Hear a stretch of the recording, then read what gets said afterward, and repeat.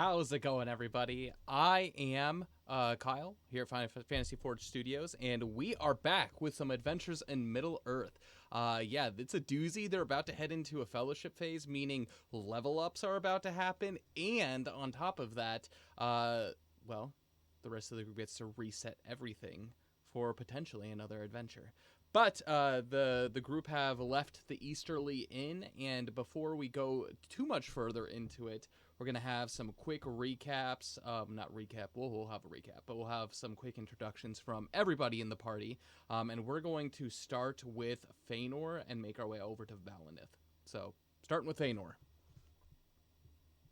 Hi guys, I'm Nick or Lovecrest in the chat. I play Feanor, the Woodland Slayer. Um, Finally parting ways with our captors, and he's having mixed feelings about it.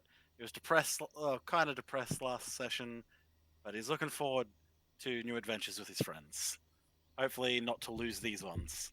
Yeah, exactly. Exactly. Yeah. Next, we have Jess. Hello, I am Jess, Leah, or Spiderfern33 in the chat. I play Jessmine Sackville Baggins. She's Crystal Girly, which we have mixed feelings on. She is an healer of, let's say, rather unconfirmed sort of ability, and she is very sneaky. She likes to sneak around. Yeah, exactly. And next, Done. we have Theodric. Hey everybody, I'm that Toby Australian and I play Theodric Grimborn. He is our slayer from Rohan. He and his beloved horse Baradarok are, quite happy to be getting out of the woods and getting into a more kind of open area, somewhere where Baradarok can hopefully stretch his legs, and Theodric doesn't feel like he's being suffocated by the darkness of the Mirkwood. True. But no, he's happy to have the group all together again, mostly, and safe and sound. He's just happy to be on the move again. Perfect. And lastly, we have Valinith. Oh, can't hear you. It's that He kind of was too morning. good at Sorry, muting guys. himself. It's that kind of morning. Good morning, everyone. I'm Dain or Forged here at Fantasy Forged, and I play the High Elf. Let's see, the High Elf. What is that? Scholar? Yeah, sorry. I am Scholar Valineth. From Rivendell, and yeah, he's excited to be on to this next phase of the adventure with a new party member, and Rufus not in tow. So it's good. True. That's true. That's true. And lastly, I am Kyle. I am the lore master of this campaign. I am not only helping to guide the narrative, go at the pace in the direction that of the player's choosing, but I also decide on behalf of Fate a number of things, such as allies and enemies and all of the goodies that happen along the road. But I am very happy to be able to bring you Adventures in Middle-earth, a D&D 5e supplement, which takes place between the years of The Lord of the Rings and The Hobbit. And it is a great time. In fact, it's a very good time, as Rest is just on the other side of, well, Wilderland. So, without further ado, let's go ahead and jump into a little bit of a recap. So last we left off, the adventurers, our company of adventurers, made their way to the Easterly Inn out of Mirkwood. And there they were welcomed with open arms, with welcoming respite, warm beds, lots of food, first breakfast, second breakfast, all kinds of goodies. Additionally, on top of that, they came into contact with now a new party member, Jessamine Sackville Baggins, to which she was staying at the Easterly Inn after making her way all the way across the entire Middle Earth from the Shire with Dindy Brandybuck, who is the brother to Dodie Brandybuck of the Easterly Inn. While they were there, Feanor made his way back with the rest of the surviving elves from the Savage Taller attack in tow, and apologies were made, some forgiveness was given as well, and with that being the case, it was discussed what to do next with these elves and what the next part of their adventure would be, which evidently would lead them towards Rivendell as they set off with Dindy Brandybuck as he makes his way back to the Shire to restock for the supplies for the Easterly Inn for the remainder of the year. And as the elves departed, some wonderful goodbyes were said. The rest of the group also departed, making their way south through Wilderland to their final destination, which would be Woodland Hall, where Baldur and Belgo, the traders that from Lake Town that they've been hired to guard the caravan of, is their final destination. And so they are going to see their quest through to the very end, making their way down through Wilderland, across beautiful landscapes right along the edge of the Anduin. Very different environment than had been previously encountered in the dark, dark depths of Mirkwood. And with that, I turn it over to our players. The group of you, make your way out of the small little wood that protects the Easterly Inn from the elements and notice from the outside. I'm going to have all of you make perception checks. Oh boy, I'm so good at those. We're also perceptive, right? Right? Right? I am actually. I Oh. got a very dirty 20. I got a 6. Oh. I got a rock. Also, just for everyone's information, it is storming heavily outside my house, so if my internet or anything drops out, I'll do my best to jump back in, but... Dude, No worries. give it 10 minutes. 10 minutes tops. Sounds like Colorado weather. Yeah. It's very 13 for flash Valna. 13 for Valentine. It will build up to a storm all afternoon, rain for 10 minutes, and then you're done.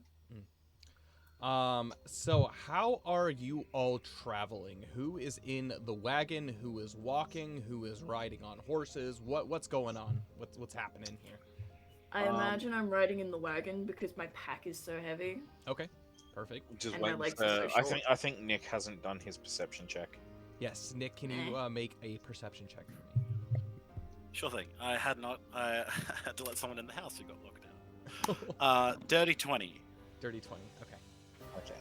Samesies!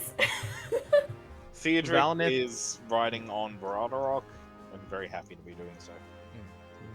Valnith's probably just walking along the cart and observing the nature, checking his maps, and making sure they're going the right way.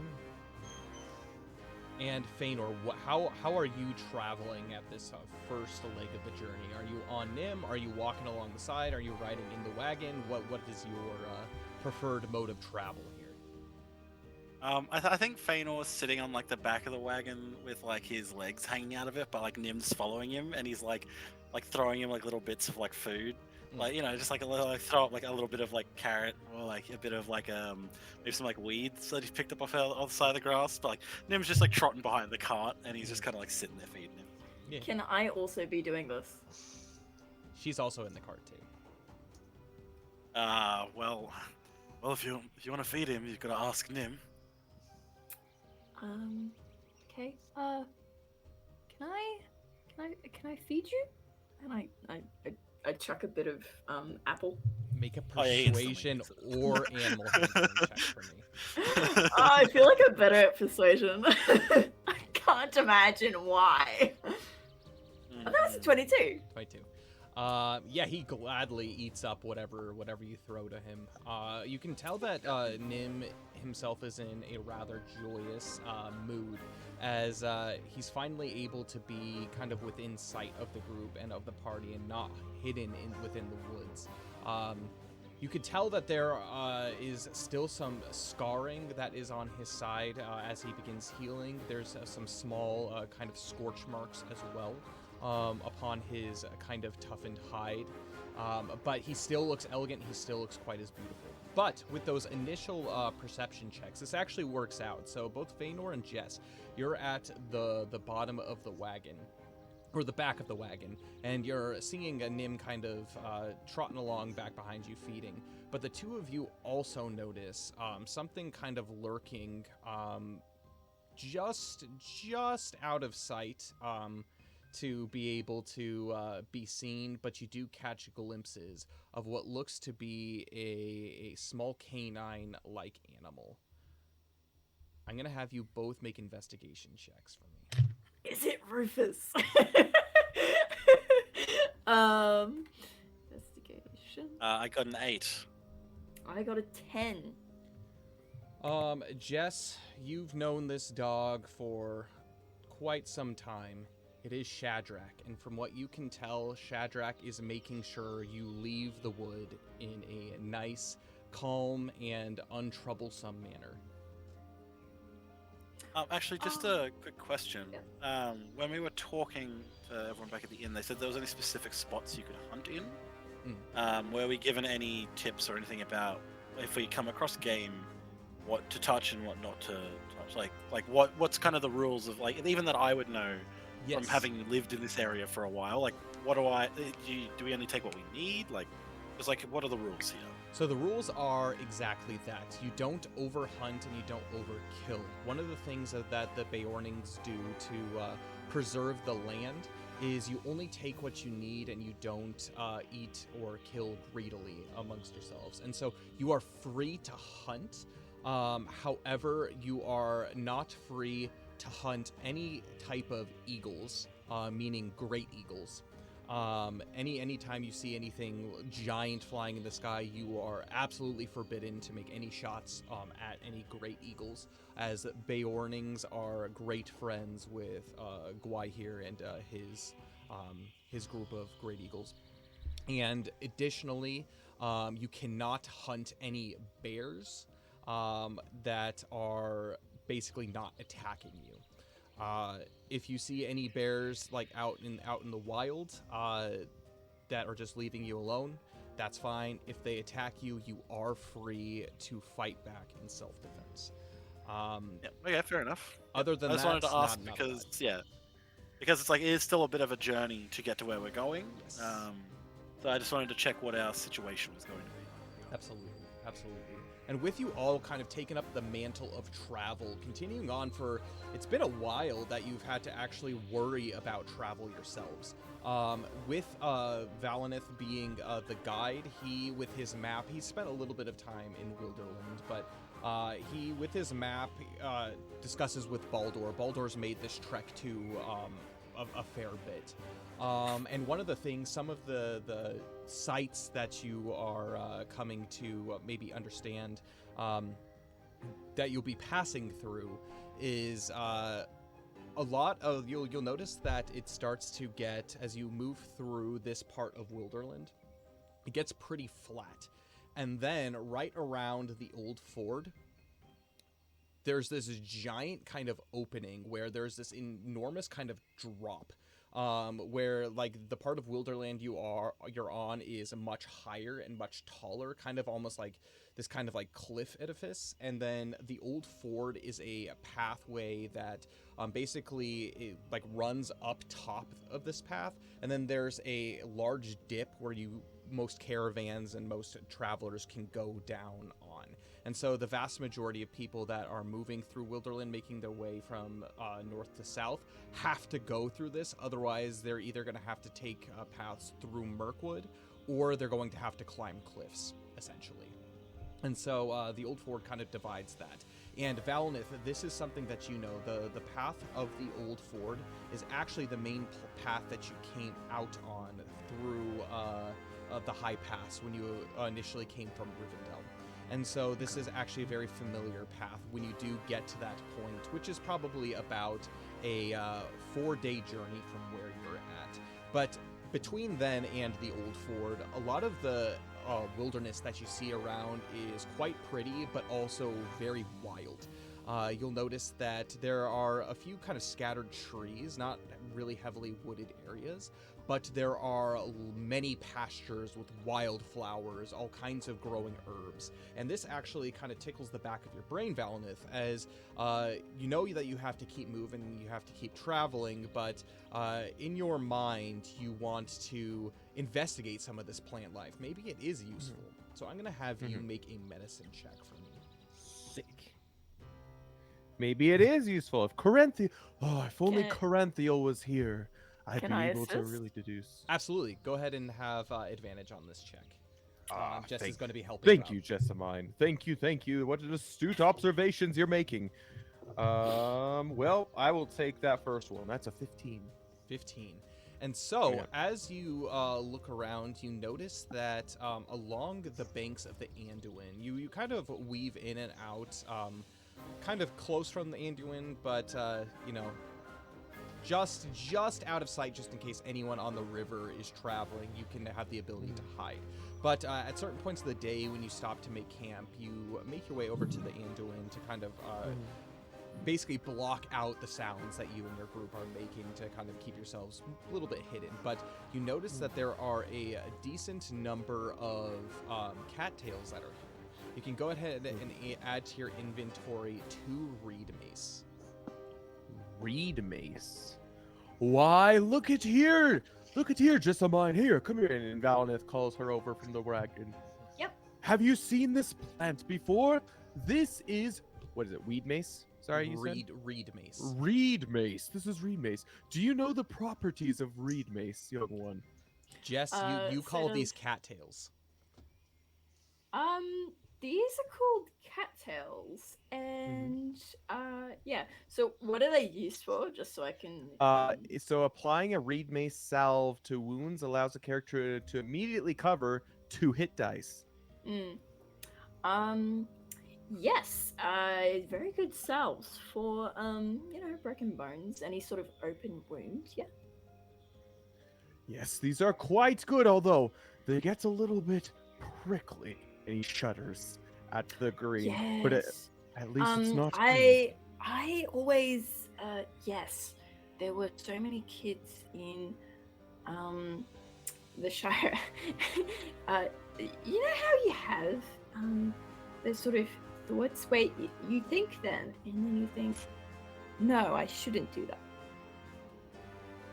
Do elves get thoughts like that? No? Okay, never mind. I don't have the slightest idea what you are talking about. Okay. He just smiles and... Fine.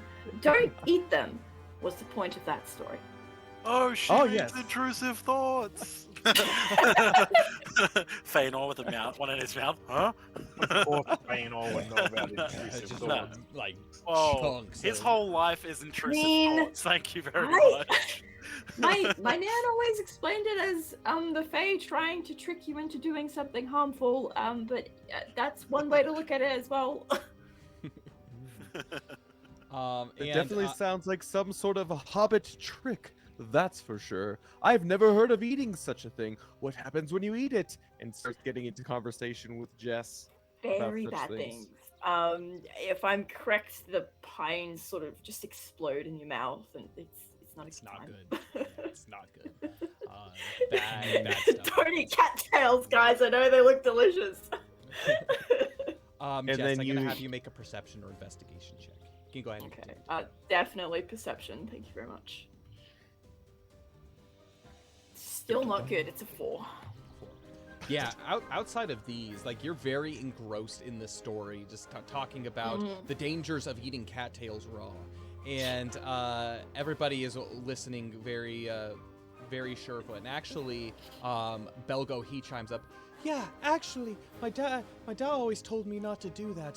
There are a few of those that are on the western shore of the Great Lake, of the Long Lake, but yeah, I haven't been able to make my way out there by myself, and so I'm always under supervision. But now I know exactly what to avoid of these, right? Right, Da? And Baldur goes, "That's right, son. You know, Jessamine, you might have to listen to a thing or two from her. She seems to know her way around the plant life around here. Actually, Valineth, Jess, the two of you seem like quite peas in a pod. We can learn a thing or two on our travels, and maybe what to look for when we make camp. When we're not with you, having you guarding us, of course." Yeah, so general rule of thumb is to not consume strange plants that you don't recognize. That's Well, always that a is pretty good rule of unless you want to find out the remedies for science. No, even then, I wouldn't recommend. Well, Grandtil luckily made you me eat a have bunch of weird plants once in the woods. It wasn't very fun. No. Luckily, you- okay. So, Lore Master, are these kind of plants like out in Wilderland much more familiar to Valineth than the ones inside the Mirkwood? Absolutely. These Yeah. actually, a number of these grow in the foothills of the Misty Mountains on the west side as well. These Okay. tend to be kind of meadow plants. Lots of tall grasses, and then kind of in the watery areas, there are a decent number of kind of flowering plants, such as wildflowers and whatnot. It's not super thorny here, but there definitely can be a hidden thicket or two that you know to watch out for. So. The nice thing And so about the Valineth- road you're traveling is it's pretty well traveled, and so your caravan doesn't run into much surprises from thistles. Valineth poses. Well, at the very least, these plants I am very familiar with. So if you have any questions about what to eat and what not to eat, I've spent 700 plus years studying them. So please come to me if you are unsure about what you are about to consume or rub into wounds or inhale. Generally don't inhale them, but come to me.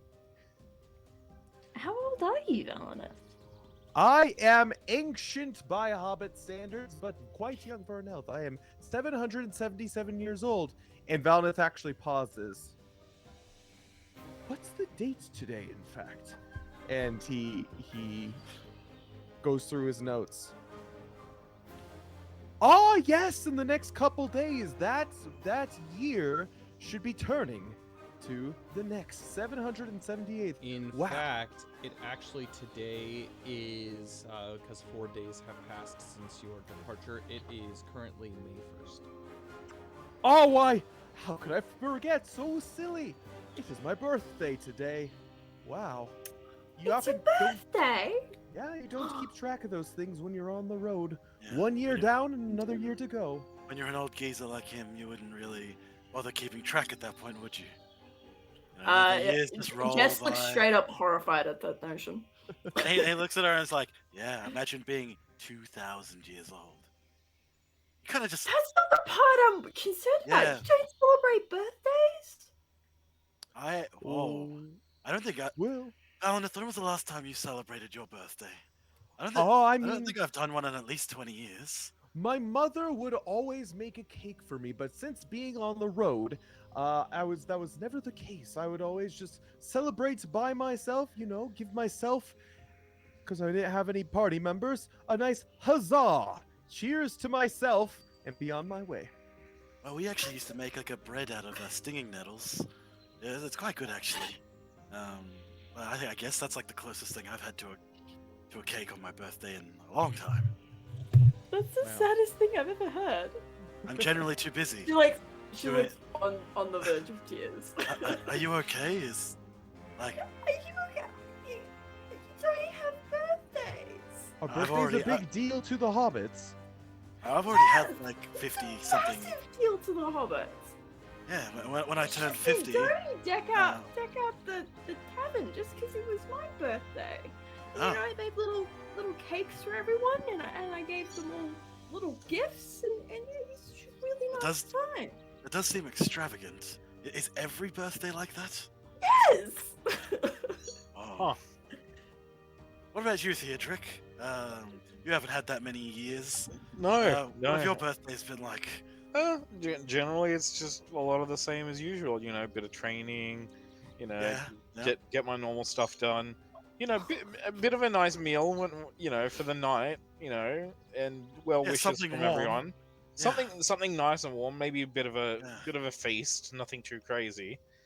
But yeah, Hmm. and I guess a couple of presents. But I guess in Rohan we're a bit more practical than most, I suppose. Any important coming of age parties for any of us? What about you, Valineth? What'd you do on your 500th? I can't remember. Now that you mention it. See what I told you? Already losing the plot over here. I That think was Jess over is 200 years like, ago, my friend. actually crying at this point. She's just so sad at the fact that, you know, they don't have proper I like, mean, birthday Jack- parties. I mean, technically, I came of age last year, and I wouldn't Whoa. technically be, you know, a fully, I guess, sworn in Rider of Rohan, except, you know, I had Wait, was This- this while you this were with us journey- or no? a journey to go on.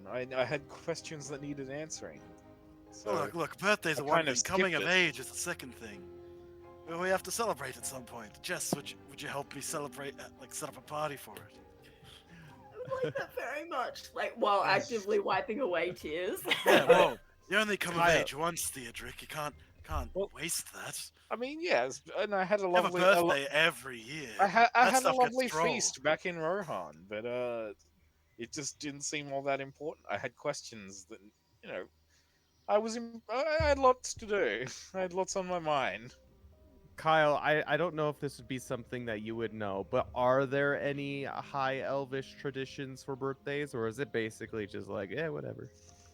Which you know. Birthdays actually to the high elves are well honored. There's not necessarily like grand birthday parties that are held.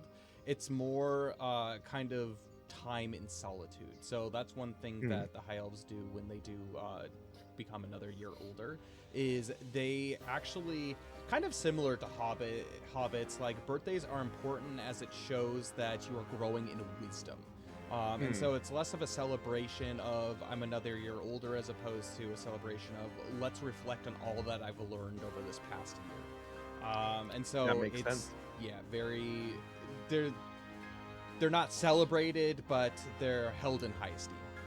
So you're telling me that this session today is going to be like one of those anime recap sessions where it's just like the entirety of the thing in total, Valneth retelling all the Yeah. adventures of the But it should be done in the style of Avatar: The Last Airbender. I've never seen it, so I couldn't tell you how that is. You don't. All I know is the Fire Nation attacked, and that's all.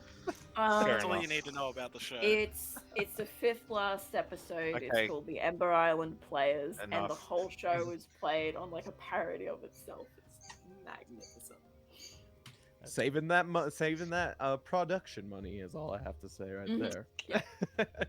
Well, yes, and Valneth relays that information to the party about high elves and the celebration of birthday. And yes, it's not necessarily a celebration of another year per se, but a reflection of the year in what you have learned throughout it. That seems pretty interesting. I think I was on the road a lot. I was out patrolling King Thranduil. Yeah, you have your important birthdays, but for a majority of them, you just focus on keeping the woods safe, patrolling, hunting, that kind of stuff. Well, that's a good way to do it. I should say, I guess every Yeah. culture, and even among elves, celebrates such things differently, and I guess it depends on what part of life you're in, too. Look, my father tried to make a big deal of it all the time. You know, You should. I'm like his only son, but you know. You're his only son. That's even sadder. Oh yeah, I didn't see my father for 5 years. He thought I'd either died or gone off and joined a merry band of elves in the woods. Just full on bawling at this point. Straight sobs. Why are you crying? Because it's so sad. You don't see your father for all that time. And you're his only son. And his daddy was celebrate birthdays. But yes, happy birthday, Valineth. Yes, Oh, I thank you very much. Thank you for the reminder. Unfortunately, well, lots of time walking. There is some time to reflect, but maybe tonight we can give a healthy huzzah before we head to bed. Baldur, and I'll be has- happy with that. Baldur has made his way over as you guys continue to set up camp. So you were along the water side as camp was being set up. It's a pretty early evening, probably around 4 p.m. The sun's still very high in the sky, just about to set over the misty mountains. But you are fine. You found a nice, refreshing spot behind kind of some large boulders next to the Anduin. And Baldur makes his way over with Kalar, actually, And Kalar at this point has been pretty friendly. He's started to pick up on more social cues and kind of relearning how to integrate himself back into regular conversation. His talking to himself has become far less. And you'll notice that he actually spends a decent amount of time with Belgo talking to him. But anyways, and so Baldur and Kalar make their way over, and Baldur says, "Did I hear that there was a birthday?"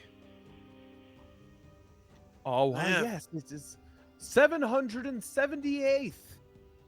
778 years in this here Middle-earth. Well, if it's fine by any of you, by all of you, why don't we set up a small little party?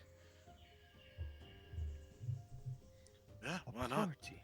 How interesting. I'm Just- gonna go just to a the moment. wagon.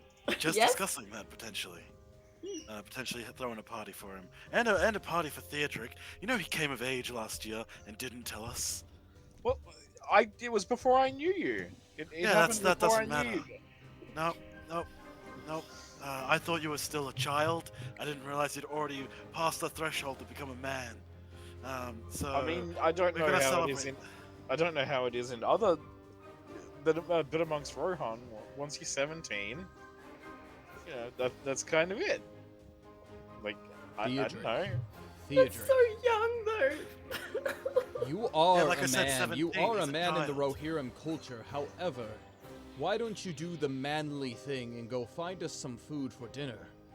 Take up that sword, perhaps a bow. Go hunt something down for us. Feanor, you can go with him as well. Elves aren't necessarily known for their birthday parties per se. However, I hope there's some dancing. In fact, it actually is talking to Jess, leaning down. I am quite the dancer, in fact. Yes, but did you ever win a dancing competition? Oh, Arleth? I use my dancing skills for the best. If you remember back in Dale, and he goes into the whole spiel, the whole tale about using it as a distraction to save some children who are ruffians of the street. Theodric, It's now, good. while he's distracted, we should leave. Yes, we'll go try to find some. Hopefully there'll be some boar or venison or something around here. Potentially, if we go down by the river, maybe we can even catch some fish. Yes, be safe. Be safe, of course. And Baldur makes his way over to Jess. Jess, based off of what I know about you, I could assume that you know a thing or two about birthday parties. Let us together create one of the greatest birthday parties that, well, Valineth has ever experienced in his 776 years of life. 76. 78th, my good sir. Okay. 778 years of life. I remember because he said he's 778 and that's we call it 78. It's 78 sometimes. There, Jess. Clearly, this is very important to you, which is why it belongs in your hands. And with that, we move over to Theodric and Feanor as you make your way out onto the road. So you're making your way close to the Anduin, correct? Yes. Okay. Going down further closer to the water, looking for stuff like tracks and whatever like wooded areas there are, because that's where animals are going to come. Try and stay within like groves and go to the water. So that's what Feanor's going to. Are you taking your steeds with you, or have you set out on foot? I've set out on foot because it's stealthier, but if he wants to bring his horse, I'll be on foot as well. yeah. Yeah, so you make your way skillfully tracking up the Anduin, and the one thing that you notice is this river is full of life. You see animal tracks in every direction, as if this is the central hub for all creatures in Wilderland to gather, not only to catch food for themselves, but also to get a drink as well. You notice that throughout your travels down throughout Wilderland, the river is wild. They call the Anduin the Great River for a reason. It is very untamed. But there are small parts of it that do tend to be much slower. Places that are shallower, places for animals to cross. I'm going to have the two of you make survival checks for me. Okie dokie. So just to double check, we're in spring currently. You're in the Yeah, end of May. the end of spring. Very end of spring. Okay, cool. Because there's some specific things I want to try and hunt, but you only eat them in spring because there's such a large boom in population. Okay, I've got an Trying to be 18. respectful to that. 18. All right. And I got a natural 20 for 21. As I had mentioned, these rivers are abundant with life, which means you both have the ability to be able to look for one creature of your choice that you'll be able to find tracks and be able to track down. Theodric, what are you hunting today? Well, I'm in the mood for more pork, so I'm probably going to see if we can find some wild pig.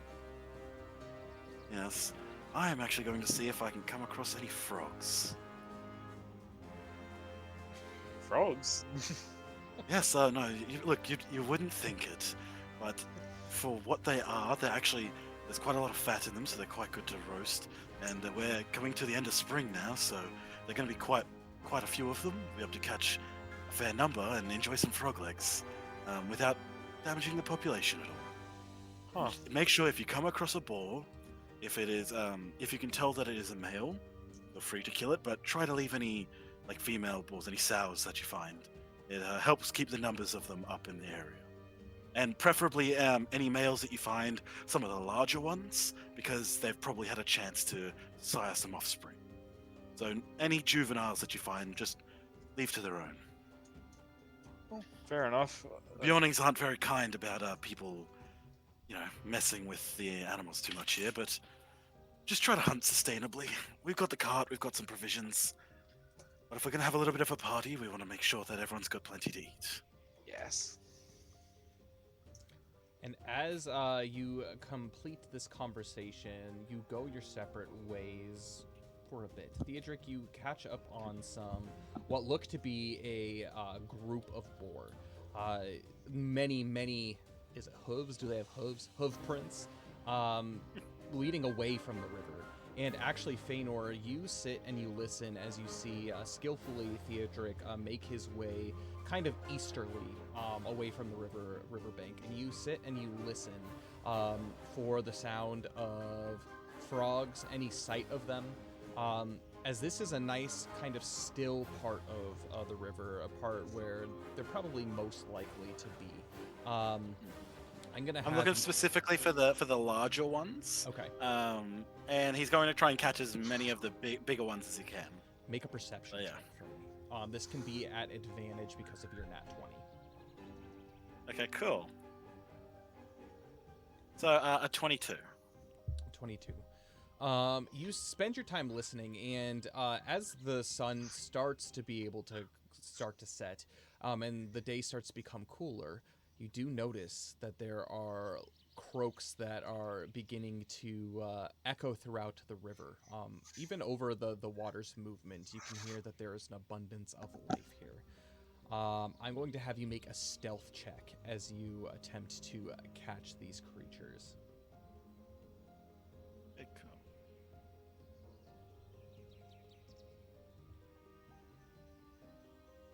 Cool, so a 21.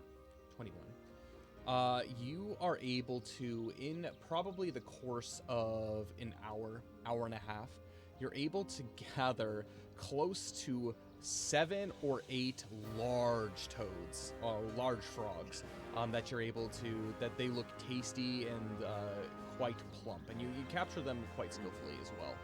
This isn't your first rodeo doing this, so wrangling up some frogs for the group. And do you wish to wait here for Theodric's return, or return back to camp? Once I've caught the frogs, very quickly kill them so that they're not making too much noise, and clean them up so he's got them eat. He's basically gonna put them away in his pack, and he's gonna start following off the tracks that Theodric left behind, but making his way kind of, if he can't find Theodric within the next hour or so, he'll just reconnect up with the camp. Perfect. Because maybe he's got a boar and needs some help carrying it. Theodric, this is the first time that you have been off on your own in a matter of almost a month, outside of your kind of private time in your room. And this is a joy to behold.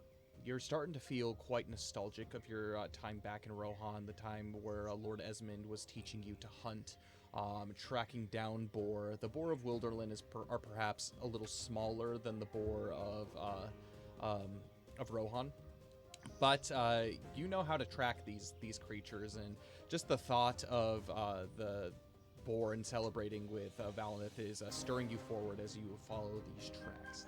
You can either make a perception check or a survival check. That is a natural 20 on the survival check for 23. All right. You easily make your way through the tall grass, and you are acutely attuned to any kind of rustling that is going on. In fact, you actually find your way over to a couple of trees. They're pretty small, but they are standing out kind of in the middle of like this tall grassy field. And as you begin to approach, you can hear the sound of and it sounds like a good number of them, probably from your guesstimate, anywhere between 8 to 12 boar are in this area. And you notice with that check that there is a large, basically outcropping of thistle that is situated between these trees. This looks to be a den of boar. What are your approaches to I'm going to like kind of approach until I can get a good look at the group of like at all the boar, and try to see if any are kind of isolated from the rest. Yes. There are two in particular. There's one that is the largest of the group. And it seems to be kind of off digging around in the dirt, sniffing very, very curiously. As you approach and you look at it, it has not caught your attention quite yet. There is another one that's a little further off, that's actually further away from the main group. It looks to be a male as well. Not quite as big as the one that's closer to you, but perhaps sneaking up on this one would be a little bit easier. It might not provide as much of a yield, but it might be a little bit easier. Theodric is going to definitely like this is their den. This is a lot of them. They're going to try and defend that. He's going to he only has to feed 7 people. Sorry, I forgot about Kayla. So like any ball will probably be enough to feed the group for tonight's feast. So he's going to go for the smaller male who's further off away. I'm going to have you make a stealth check for me. Wish me luck, people. Luck. You got this. 16. 16. Very stealthily, you wade your way through the tall grass around kind of the long way. What weapon are you using for the hunt, by the way? Knowing that he was going hunting, he left his great shield and his longsword behind, and he has taken his spear and short bow with him. Perfect. Is that the bow Feanor made for him? It's the bow Feanor made for him. With that, Theodric, what weapon would you like to use on this creature? You want to attack him from a distance or get up close? Theodric's thinking the short bow may not have enough to pierce its hide and kill it in one blow, so he's going with the spear. You feel relatively confident that you can sneak up. You're moving quite stealthily through this grass, and you're able to make your way within 10 feet of this creature. I'm going to have you make a stealth check for me. This is going to determine whether you have a surprise round of combat on it before you actually officially. Unless anyone has anything that can give me advantage, that's only a 5. Okay. Oh, okay. You should have asked for inspiration because I would have given it to I you. have it, but I don't know if I'm willing to waste it on a surprise round of combat. Well, in that Yes. case, that's your call. Yeah. Yeah, as you approach, and you begin to lunge forward, it notices you, and you're as you plunge your spear down at it. I'm gonna have you make an attack roll. Okay. Something good. That's a 12. That'll hit. As your spear begins to plunge deep into its flesh, go ahead and roll for damage.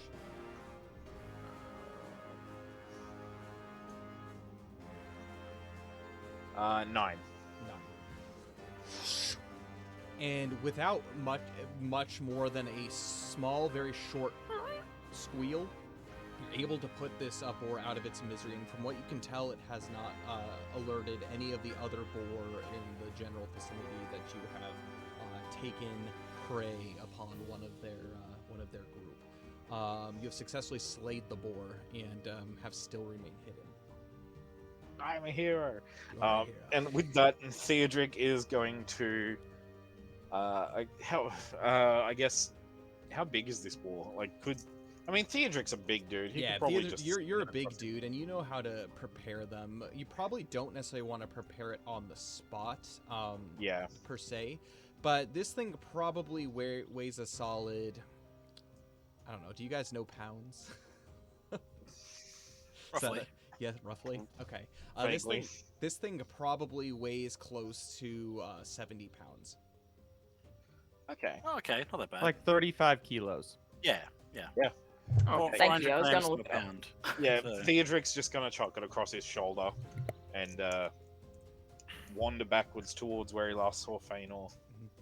And you do so pretty easily. As I had mentioned, this is pretty short, and you actually see Feanor kind of stealthily, but his head peeking up amongst the tall grass, and you're able to meet up with him in no time.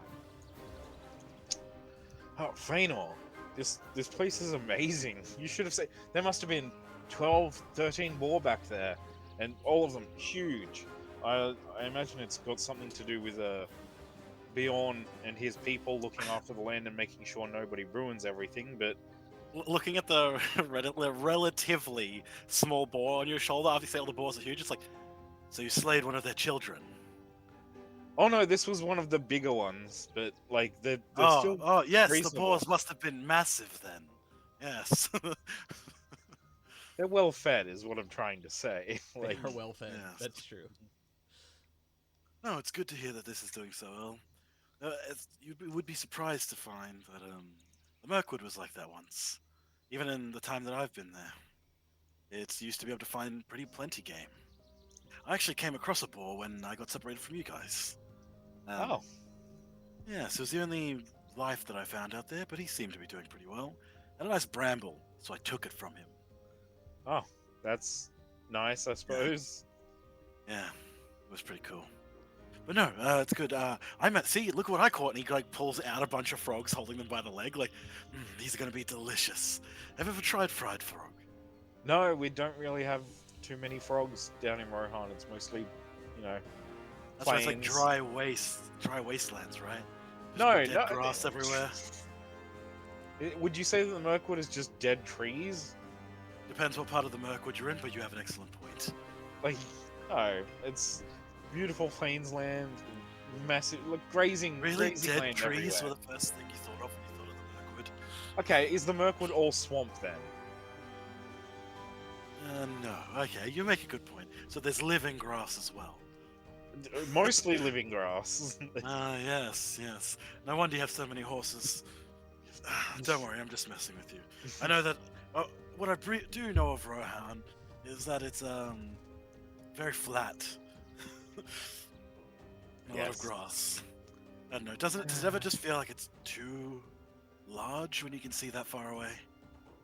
I don't know. Would you ever get tired of staring up at the night sky and having a clear view instead of it being blocked out by trees constantly? Well, I can climb a tree, but True.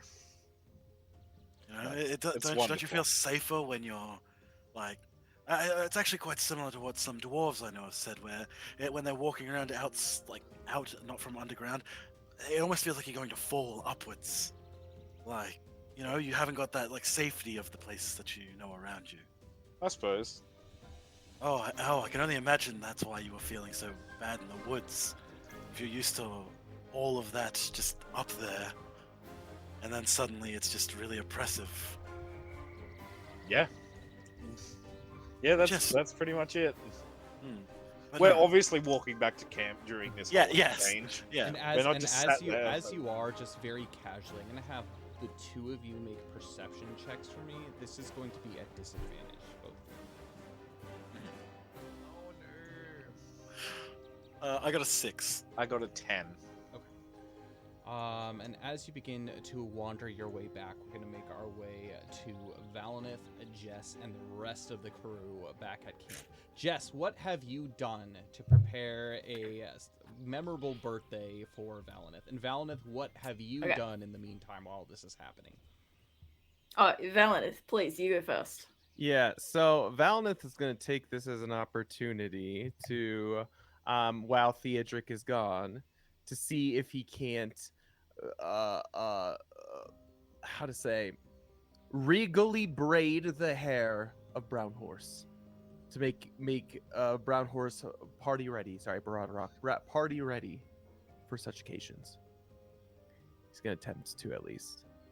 Make an animal handling check for me. Oh my gosh, I'm horrible at this, by the way. So. Okay, I will say animal handling or persuasion. Yeah. Can Both are bad. we say that this is an advantage because Baradrock knows and trusts Valineth at this point?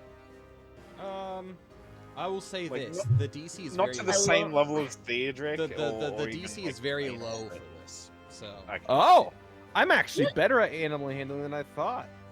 That's surprising. Why am I good at handling You animals? say that That's every time you freaking have good. to roll animal handling. I guess I rarely do, but it's Hey. surprising for Valineth. But it's a 22. 22. Yeah, you Yeah. braid the hair perfectly. Baradrock is just letting you do what you're doing. It's like he knows deep down that it's your birthday. And he's like, "Oh yes, majestic beast. Theodric's gonna be so pleased when he sees you." That's what he said. He's not even focusing on anything else that's going on. He's just taking this advantage. It's been so long since he's had quality time with Baradrock. Amazing. Don't let us forget, he's the real MVP of the party. No, that was Rufus, but then you kicked him out. We didn't Yeah. kick him out. He decided himself. to Rufus stay was back taking with- all the glory, so we had to get rid of him. Like, I'm sorry, that's just how it is. Deep He down couldn't there, be just the like star. He couldn't be the star of this campaign. That has to be one of us. Like... Okay. Oh, so it's me. Okay. Yeah. So, what am I gonna do? So I'm gonna get Belgo and Kala to be on decorating duty. Okay. Gonna like teach them how to do some simple weaves with like flowers and stuff, and like just go crazy. And then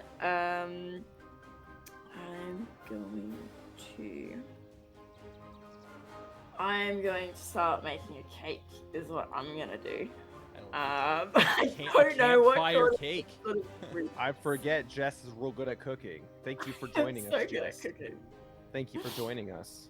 Yeah, I'm gonna get out like my little thing. Like if I have like some sort of cooker with a lid, Mhm. that would be perfect. And I'm gonna get a fire going. I'm gonna have you Um, make a sleight of hand check, and you can add your proficiency Okay. modifier if you're not proficient. I am very proficient in Okay. that. It didn't roll well though. You little rogue, you. It's okay. You're trying your best, and that's what matters. Sorry, I got a 6. 6 total. This is something that you're one of the things that you're really desperately upset about is the fact that you can make bread quite well with the ingredients that you have, but nothing to make this sweet. If anything, you wish that you had something like a little bit of honey. That would make this divine, that comes up in your mind. But you continue to make your mixture and everything. You do it pretty skillfully, and Baldur, he watches off kind of from the distance, and Hey, Baldur, do we have any honey in the cart? honey. Or oranges? Oranges are really good as well. Give me one moment, and he goes and he is off in search. Steal Jess, some of Valineth's Val- pocket nuts for the for the cake. I forgot about his those. Thanks for expensive reminding pocket me. nuts. Valineth and Look, Jess, I'm gonna have. frog meat's sweet, so like you could have. How do you know that? Hey, whoa! It's not important. Jess and Valineth, I'm gonna have the two of you make perception checks, and these are gonna be at disadvantage. Nick, have you actually eaten frog? Is it No, good? I just do I've had rigorous frog. research. Oh, okay. I've had it frog. before too. You've once. had It's frog? good. How is it? Frog looks good. similar to chicken wings, isn't When it? we were in France back in the day, we tried it. It was good. Yeah, it tastes like chicken. Perception, you said? Double Mhm. three. It smells a little different than chicken, but it tastes like chicken. So What- that's the part Almost like that's fish, a little bit, right? yeah, a little bit Because it's like amphibious. Yeah. 8 for Eight. Valineth. And what was I had yours, a- Jess? 4. 4. we all did horribly. Yeah. It's at disadvantage. What do Oh. I rolled 2 3s. The preparations continue as Baldur makes his way back and says, "We don't have any oranges or any honey inside the cart. Unfortunately, it looks like that was taken when we were on the road." And he pulls out of his pocket 2 lemons. Would this do the trick? Valineth takes a step back after hearing lemon.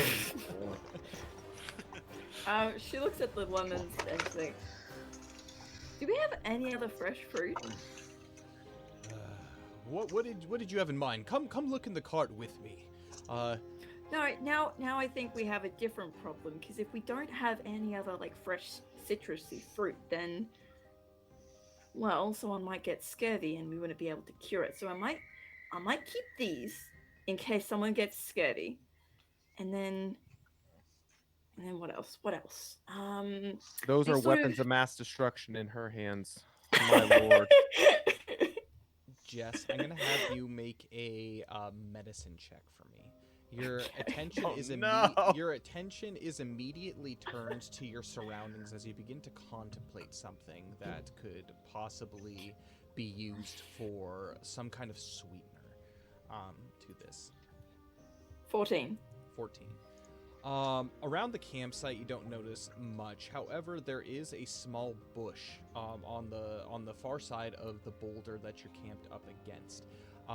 You look at it and you can see small, little black berries that are growing on this bush. So your worst nightmare, Kyle. Yeah, my worst nightmare. But it's okay. I'm not a berry Do I guy, recognize- for those who know it. Okay. Do I recognize the fruit as blackberries? You do recognize them as blackberries. Okay, perfect. Yeah, I will gather them all up, hide them religiously. Perfect. Yeah, and I'm gonna instead of like baking them, like I'll put half actually into the cake, and then the other half I'll make into like a jam sort of spread, and then like put between the 2 layers of cake. Perfect. And you begin to do this very skillfully, without much issue. Belgo has made his way over after he's finished with some of the decorations, and he says, "Oh, can I help? Oh, maybe I can be your taste tester." And he is basically there, he wants to try to help in any way that he can. It's smelling good. Okay. That's one thing that as Theodric and Feanor, now the sun is clearly setting in the sky. It's not dark, but the sun has very clearly begun to set. Probably will be dark within an hour or two. You return with your catches as Belgo is assisting Jess in whatever she wants to do. So I'm gonna say make a either a sleight of hand check or a dexterity check for me, Jess, and this is going to be at advantage with the help of Belgo. I'm better at sleight of hand because of sleight of hand with proficiency. With proficiency. Okay, yep. Okay, I will roll that at advantage. Boop. Boop. Lots of advantage this session. Yeah, Must be 19. a birthday thing. 19. Yeah, this cake is starting to smell good, and it's coming out exactly how you wanted it to. It's amazing. But yes, Theodric and Feanor do rejoin the group as the sun begins to set. Hey everybody, we got some decent game. Yeah, Woo. yeah. No, Theodric managed to get a boar. He saw a whole pack of them. It's quite beautiful, apparently. Who's ready for Mhm. frogs? And he holds up the frog, like the frog. He's like, yeah. Actually, You Jess, caught frogs. is this something that hobbits would be used to? That's like Um, Theodric seemed kind of surprised. I don't know about all hobbits, but my family ate frog stew constantly in the spring. Well, not constantly. It was like a one time thing. Valinus pipes up. Once or twice a year we do the frogs. I try not to make a habit of eating frogs. Those filthy, filthy, filthy things. I think you're thinking of No, toads. no. You're thinking of toads, not frogs. Frogs are really good. We make them into a big stew and make soup. Yeah, well, I'll make you up some frog legs. They're quite delicious. We just need a little bit of lard to fry them in. Oh, you don't use butter? Oh, we don't have any. No, it's not as easy to come by, especially when you've been in the woods a while. You might even be actually able to use some of the pork fat, and then deep fry them in that. Would that give them a porky taste, or would that be okay? Potentially, it would give them like a slight flavoring towards it, but they're quite nice, especially with something like some lemon or some citrus. Oh, It's a little bit of a sweeter meat. Okay. I just reach into my pocket and pull out a lemon. We only have 2 of these, and I'm concerned that someone's going to get scurvy. And that's it. Feanor kind of looks at Valineth like, and what's scurvy? And he's like looking between Jess and Valineth like, And Valinus What? clears his throat. It is a deficiency of vitamin A, my friend, is what It's- and scurvy it is. which Vitamin C. and which At least one it's is not that? vitamin D's nuts. He pulled up the nuts out of his pocket. Could you use Oh, these no. for your cake, Jess? What are you holding up? No. Like walnuts and My stuff. pocket nuts.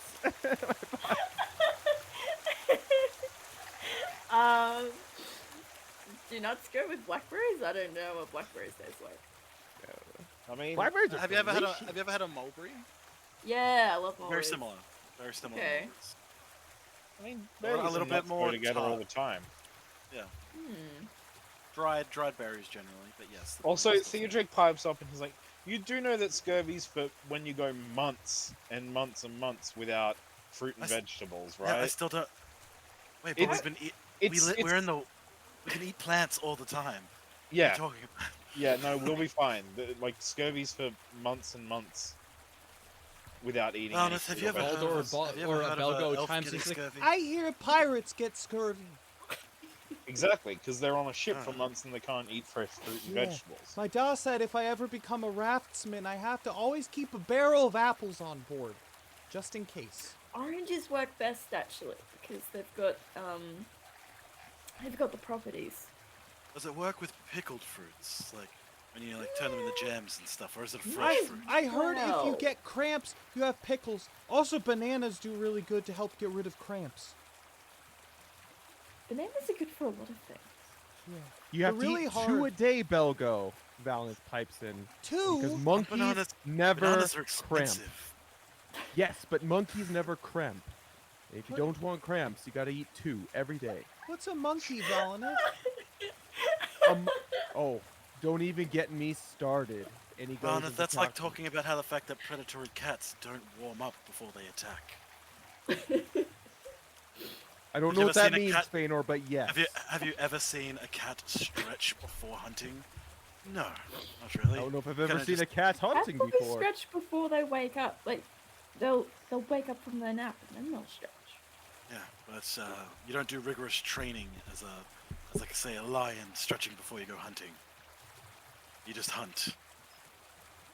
What has that got to do with anything?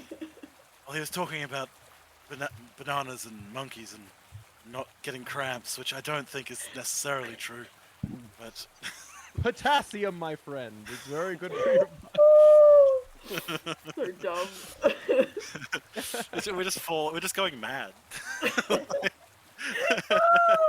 The night continues as you begin Okay, to yep. prepare as you begin to prepare all of the foods, and the decorations are all set. Jess, you direct Belgo, Baldur, and Kalar where to hang everything, and this campsite actually looks quite nice. Jess, you've gotten together, you've collected fireflies in jars, and you've set them around the campsite to kind of create this beautiful kind of twinkling glow around the entire campsite. Around the campfire, you all gather. It begins to die down a little bit to some kind of embers, but the smell is amazing. The frog legs, I'm gonna have. How are all of you, or just frogs in general? How are you all reacting to the frogs? By the way, like Jess is clearly okay with it. Theodric and Valineth. Yeah. Valineth, are you gonna try them?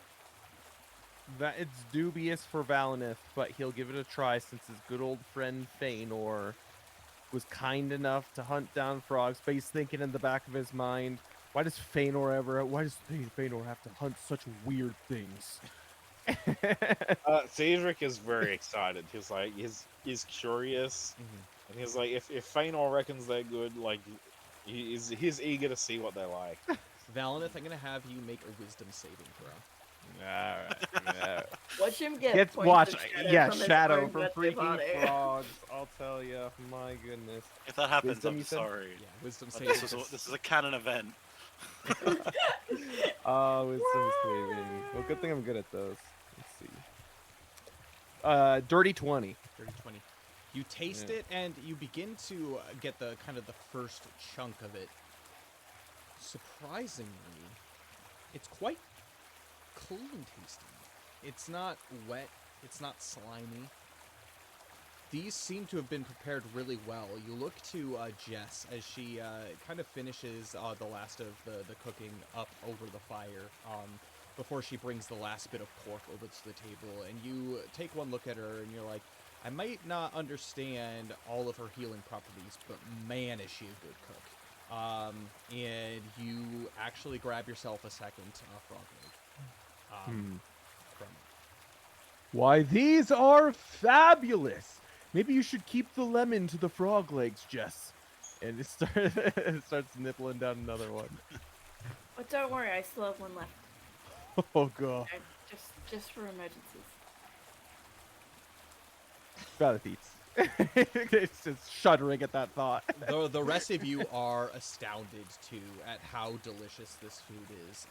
Very much on par with what you had back at the Easterly Inn, which was very welcoming after traveling within Mirkwood. And you start to begin to wonder, maybe the food's as good as it was because, well, Jess helped cook. It's amazing. Belgo, he can't get enough. Kalar, he's eaten quite a few of basically chunks of pork, and all. And the smells are just driving everybody crazy, and just it's amazing. And the party is an absolute success. And it goes with basically out any hitch as the night continues. As onward. this is going, though, because again it's a party or whatever, Valineth every now and again is going to try to do his best to make sure that there's no unwelcome guests who are prowling about, because we are kind of making a big commotion about it, and we are on the road still, so that's what he would be doing. You So can make a perception or an investigation check for me. yeah, perception's better for me. That's a dirty 19, 20. Sorry, that's a 20. That's a 19 plus 5, 24. 24. Yeah. You're enjoying and you're watching everybody enjoy themselves in the merriment. And you look out amongst, kind of past the circle of firefly jars. And your eyes pierce the darkness as you look around. The sound of the river seems to block out most noise, but you do see something moving a little bit off to the east in the distance. Is it big, small? can in just see between. a unnatural shape rustling. It's just what it looks like. It's just peeking up above the tall grass. Valnith peers at it. Does it seem threatening? Does it seem like, or does it just seem like it's just there? One thing that you've noticed throughout this evening is you noticed this creature earlier.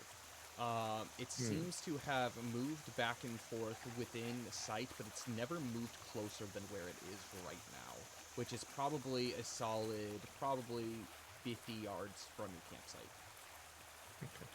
But it's not massive or anything. Do I have from a what you can sneaking tell, suspicion? it's not large. I'm gonna have you make a traditions check for me. Traditions check.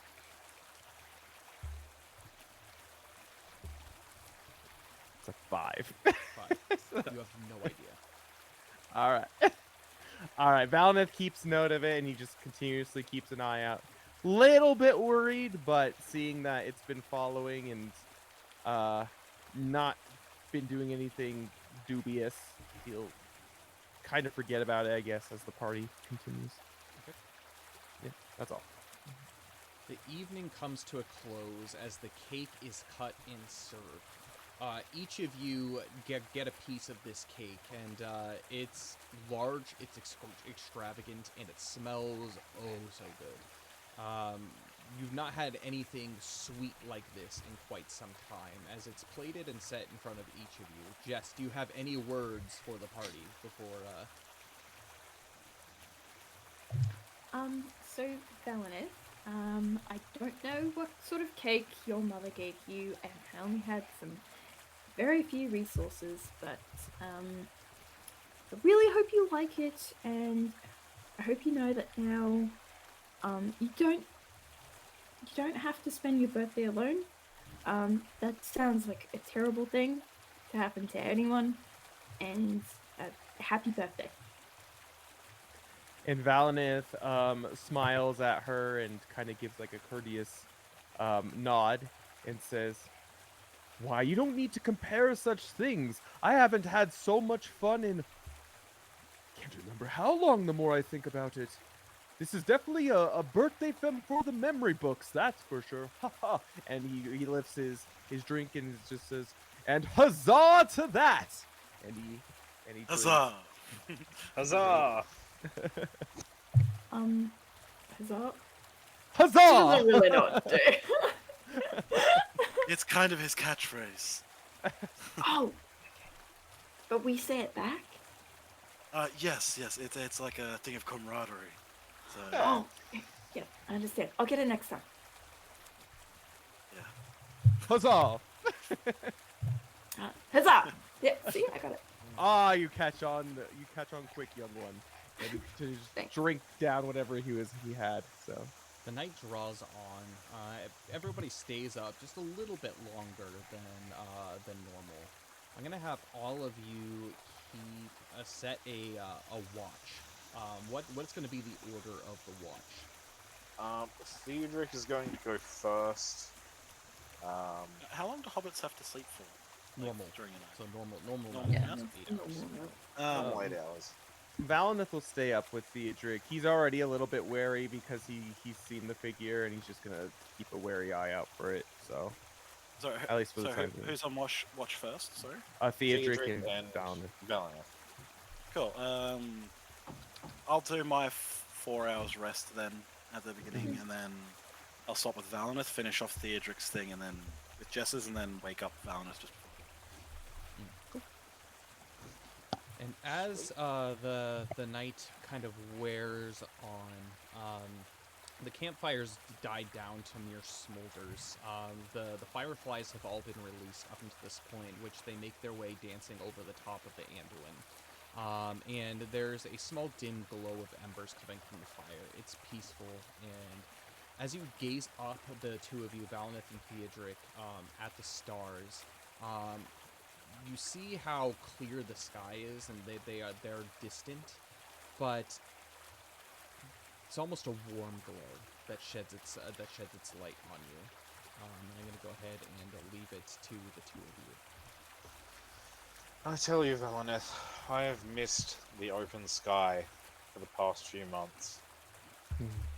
Coming You from and I- Rohan, it's kind of all you ever see when you're out on the road, because everything's plains and you get the odd hills and small forests, but nothing so dense and oppressive as the Mirkwood. Indeed, indeed. I had my fill of that place. Of course, don't tell Feanor, but was not the biggest fan. But I do hope that in the future I can see that the old Greenwood as stories were once told. But I'd have to agree with you. And Valnith looks up at the skies. In fact, there's almost no place I'd rather be. Us elves have a deep connection with the stars. And I can't help but feel at peace. Yes, they're so distant and they're so cold.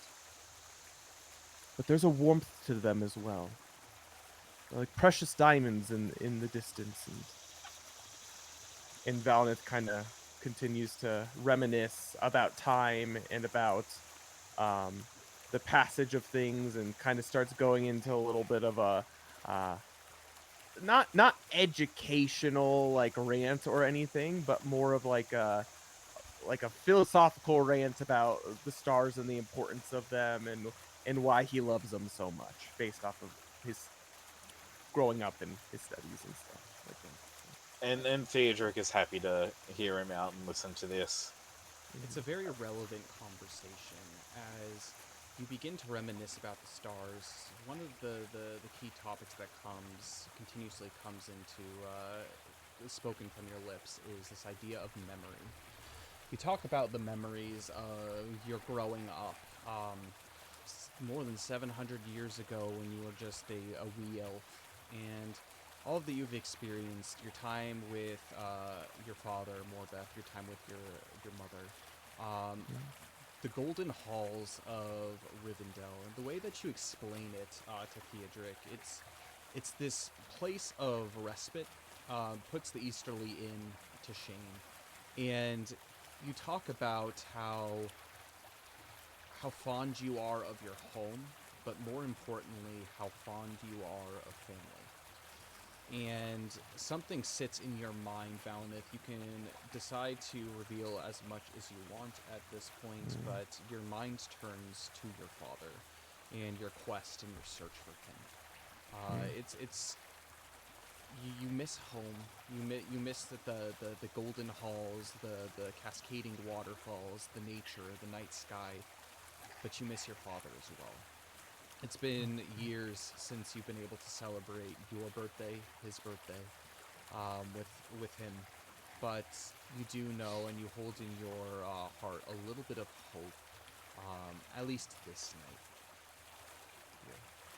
And Valnith smiles to himself, and he says to Theodoric, I think I've mentioned it in the past, but the reason I'm out here, and the reason I came all the way out east this far, is I'm searching for my father. And it's been such a long now, and I guess in the grand scheme of elf years, not all that long, but it's been years since I've seen him. And without going into like role playing it all out, he's going to explain the fact that his father was like a warrior of Rivendell, part of King Elrond's watch, and he would often go off on these escapades protecting the realms of northern Middle Earth, and upon recent, him and his party never returned, and so Valinus set off on his journey in hopes that he would find answers to where his father is. And I never made my way down south to Rohan. I hear it's a wonderful place, and I would love to see your home one of these days. Yes, it's nice. I find that it's a lot more simple than anywhere I think we've been recently. Dale and Esgaroth were both so big and bustling, and everyone was in a hurry to get everything done. And you know, the Mirkwood was so just everything was packed in together, and it was so claustrophobic, I suppose. Hmm. There's something to be said for the simple pleasures of a comfortable, warm home and the wide rolling plains where your steed can just graze without a care in the world. A comfortable, warm home. And Yes. Valinith just kind of smiles to himself and just looks back up to the stars and says, I'm happy to have met you, Theodric.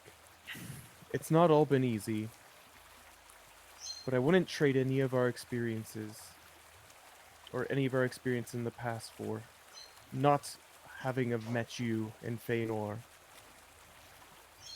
Chess, of course, and Jalen. It's been quite a year. Indeed, quite a year. And yes, we've encountered so many wonderful adventures, so many treacherous times. But right now, my heart is content, my friend. So thank you for being here, and thank you for being a good friend.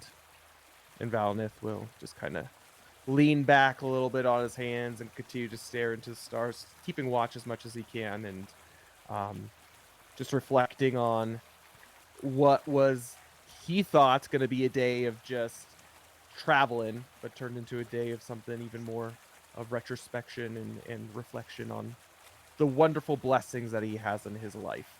He hasn't had a lot of time to think about those things as of late. So I'm gonna have Theodric and Valinith, both of you make perception checks for me. oh my gosh, are we gonna get wrecked?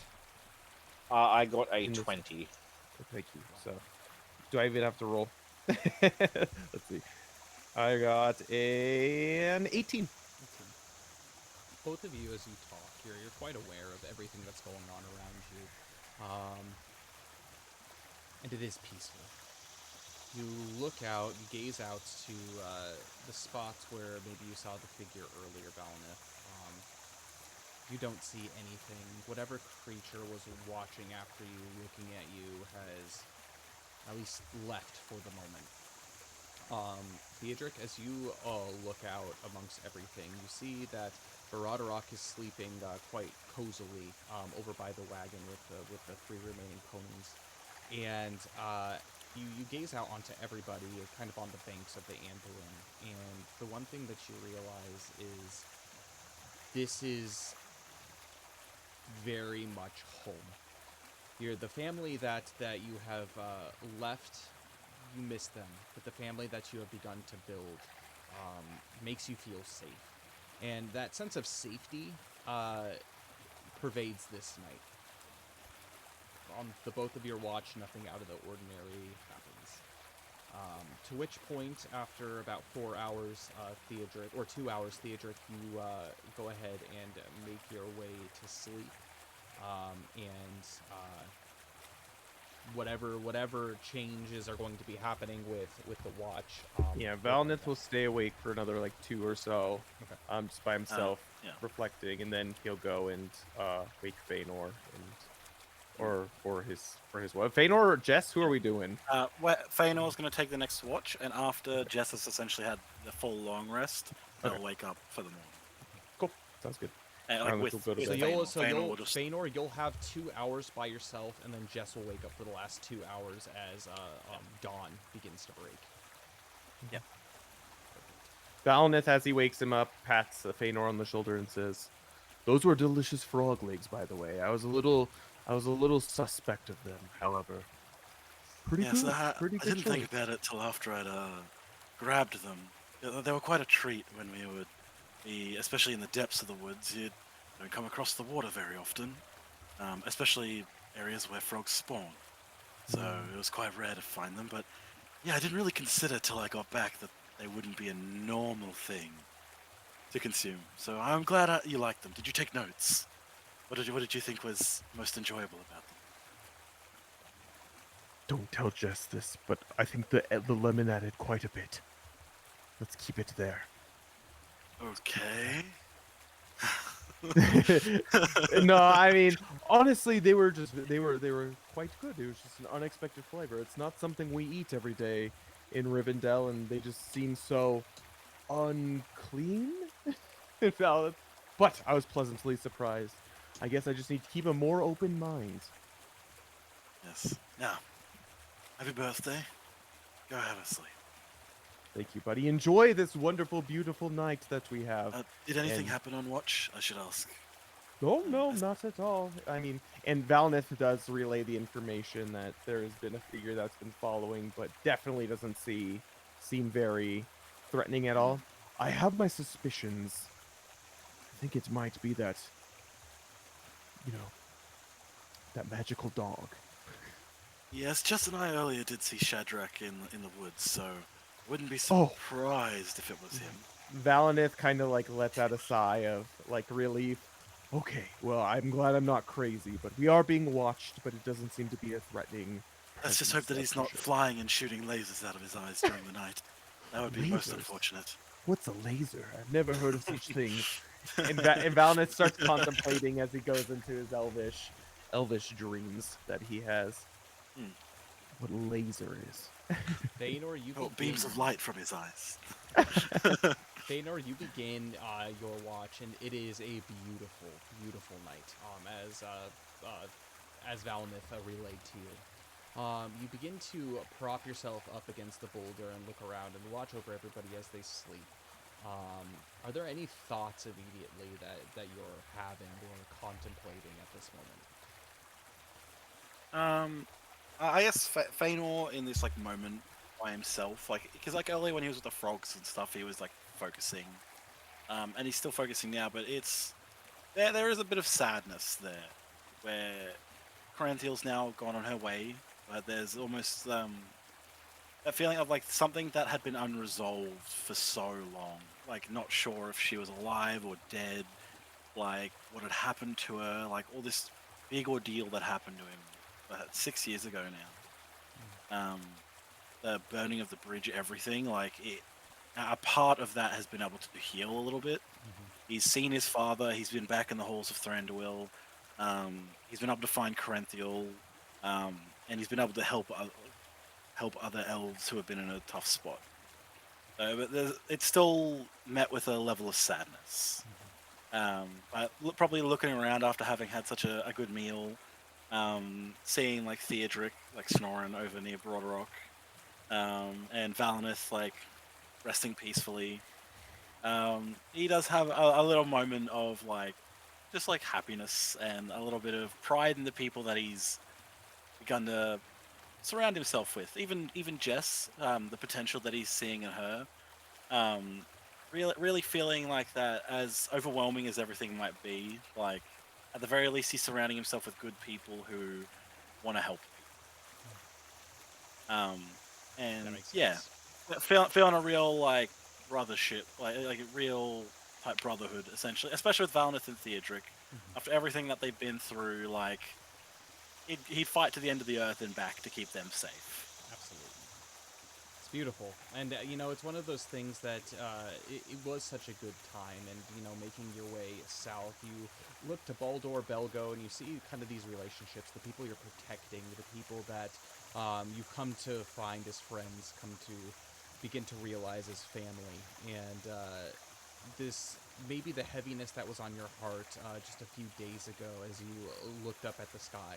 You look up the sky this evening, outside of the thinking back to the Easterly Inn, but putting things into perspective now, and life is good. I'm gonna have you make a perception check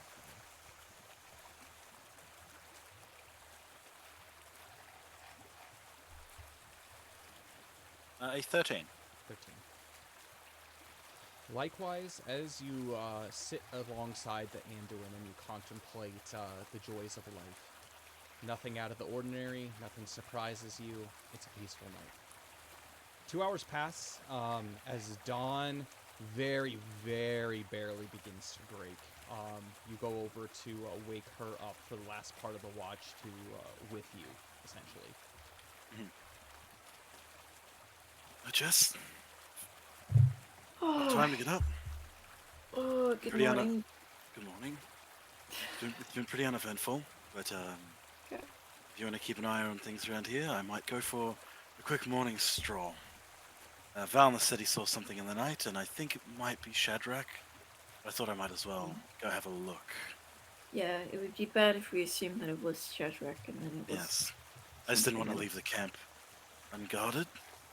else. Okay. But yes, I should be back in 15 minutes. All right. Just a nice little stretch of the legs. Okay. I'm actually gonna take my bow and I'm gonna see if I can find a spot where, like, I'm concealed from anyone approaching from the outside, but I can still watch over the camp in the surrounds.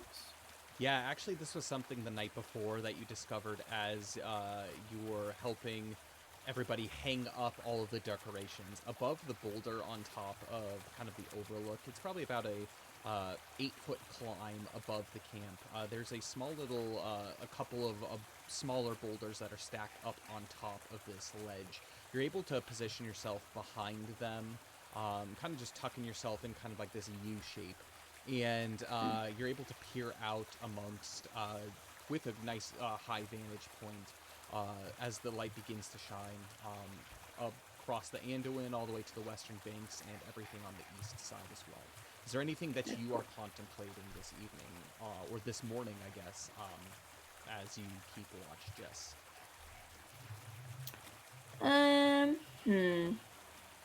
I'll probably be mostly focused on, like, trying to look out for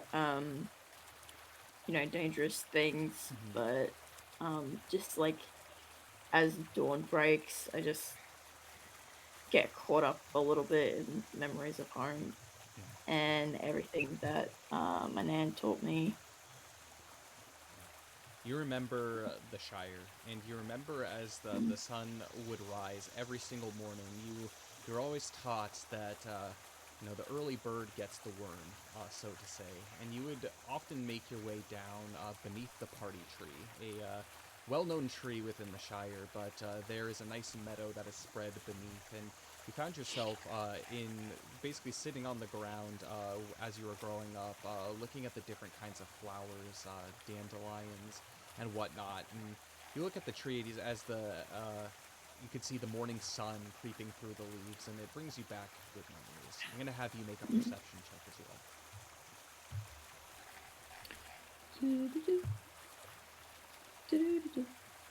Ooh, dirty 20. Dirty 20. Yeah.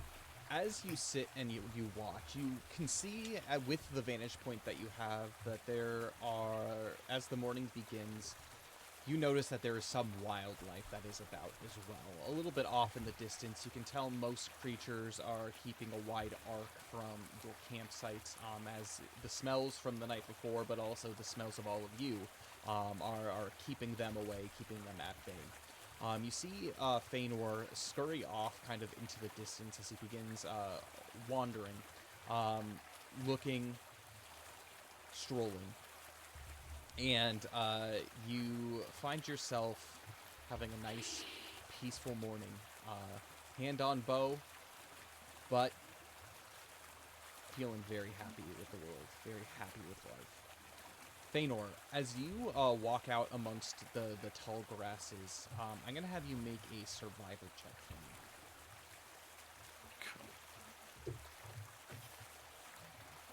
me. A 14.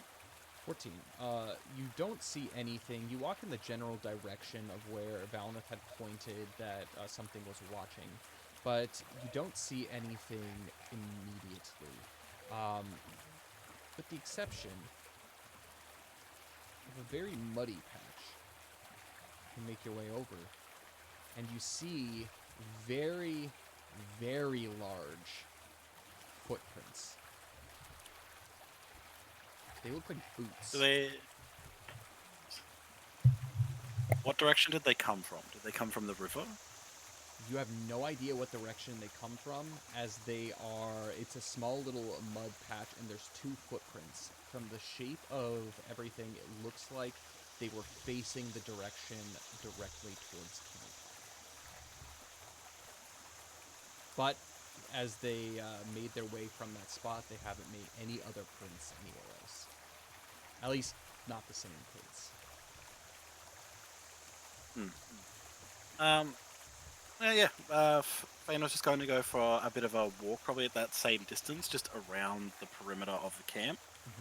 Just keeping his eye out for anything else or like any animals. He's given a lot of the animals kind of that he does see kind of a little bit of a wider berth. Doesn't want to startle them too much, but yeah, making his way just more or less doing like a loop of the larger perimeter that we might not have immediately up to see during. Make a perception check or a survival check for me. An 8. An 8. You wander kind of around.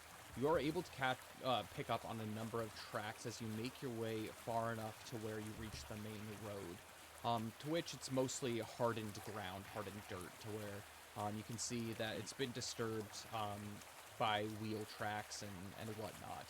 You turn back towards the camp and you pick up a number of tracks of what look to be perhaps wolves, large dogs, but nothing that would be small enough to be a Shadrax. You curiously investigate them as you wander up and down kind of close to the campsite, and by the time that dawn is fully up and the sun is fully up, you make your way back to camp and you see Jess. She is watching as you arrive. She gives you a small wave. But you do notice by the cliff, there looks to be a small sack. It looks like it's a hempen sack. Yeah.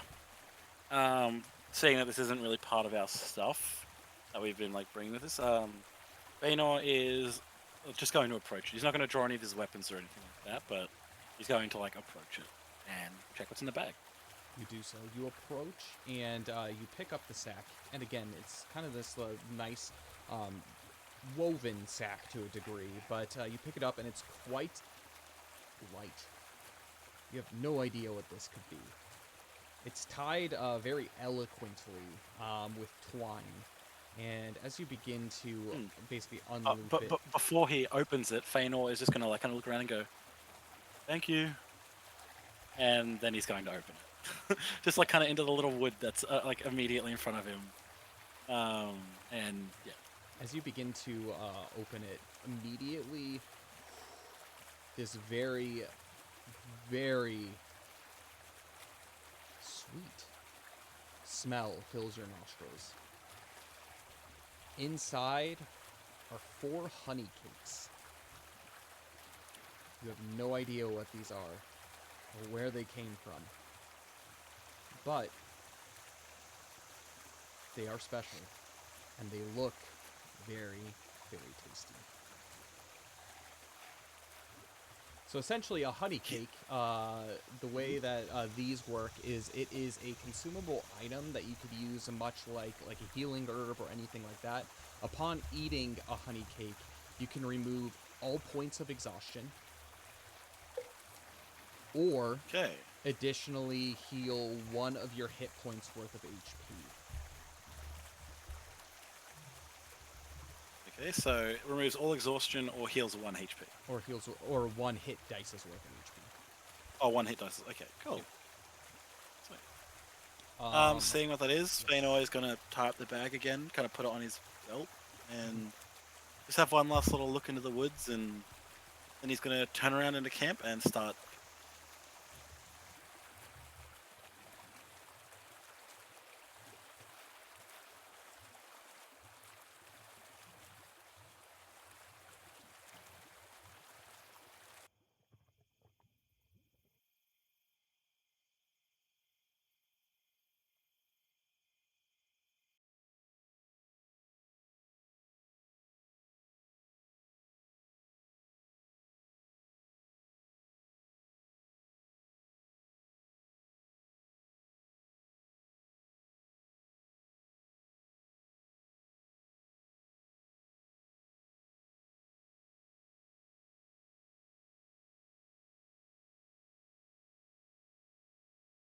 Working this entire time getting it back up, but come join us for Everlast. We do it every second and fourth Saturday of every month, so So in a couple weeks, not next weekend, not next week.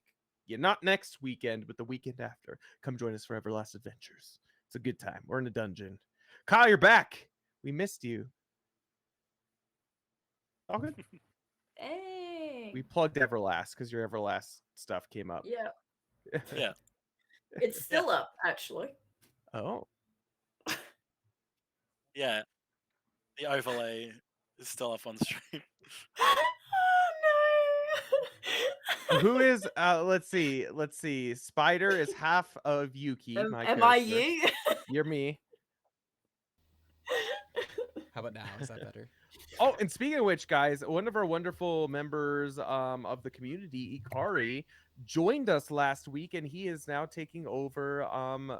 What is his name? Oh my gosh, Thordain, the wood elf, and he did a great job for a first time, especially taking over a character so 2 years into a campaign. He did a great job. So, congrats, Ikari. Is that Good job. better? Did that work? Yeah, it worked. We're good. That did Yeah. work. Yeah. It's Ha fine. ha ha! Sweet. Anyways, back to kind of the craziness. The morning comes, but as the morning does, kind of wind its way into, well, we're gonna go ahead and kind of rewind just a little bit. Valineth, you settle down for your evening of sleep, and one of the things that really is emphasized during this day is, again, how appreciative you are. But as you look up at the stars and you begin to drift away into memory, you remember very specifically a birthday of a great memory. You are turning 242 years old, and yes, you're very much into your adulthood as an elf, but you remember waking up this specific day, and you can remember your father actually standing in the doorway in Rivendell. He comes into your room, golden beams stream through the windows, and there's this sense of peace. Your father had gone away for a decently long hunt, and as he makes his way into the room, he still has his weapons and everything on him, and he's got a sack on his back. He sits down on your bed, and I think the stream's frozen, I'm afraid. oh no! At least it is on my screen. It's frozen on my screen too. What is going on? It's probably OBS being a son of a gun. All right. I am going to. Is there a way to fix this without closing the stream? Well, one thing that might happen, unfortunately, is you may actually have to stop the stream. Okay. But if you put it back up, it should be fine. If anyone's out there watching, I can just type in chat. If anyone's out there watching, it should automatically refresh, but I can also put in to refresh. All right. I'm gonna go ahead and stop the stream, and then we're gonna reboot this up. All right. Damn. Cool. Okay. Sorry, guys.